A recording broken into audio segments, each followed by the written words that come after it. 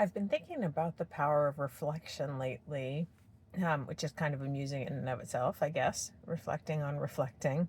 But I've been thinking about how powerful processing and thinking through and taking further just anything that happens to us in life, experiences or situations or things like that.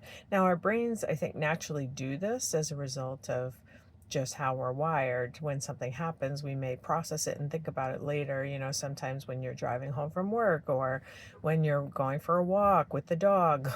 So there are natural kind of times for reflection in our lives.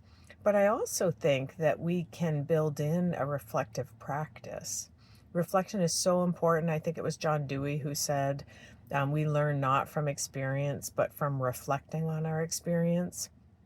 So, reflective practice could be journaling, it could be writing, it could be talking to yourself on a video, it could be, um, going for a run and really thinking through some key questions.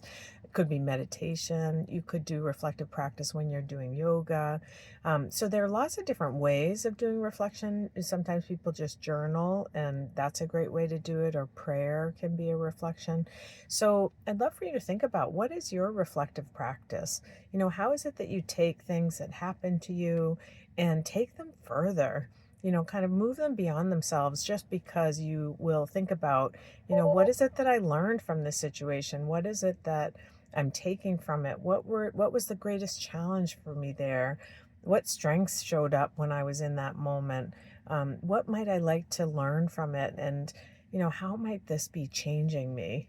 So those are some kinds of questions you can ask when you do reflection, but I'd love for you today to just make some space for a reflective practice of some kind. It could be even just sitting on the couch with a cup of tea and considering a situation or experience you had, or in some way that you'd like to take it further. So I hope you have a great reflective activity planned for yourself today, and that you take away some really key gems of insight and wisdom from those.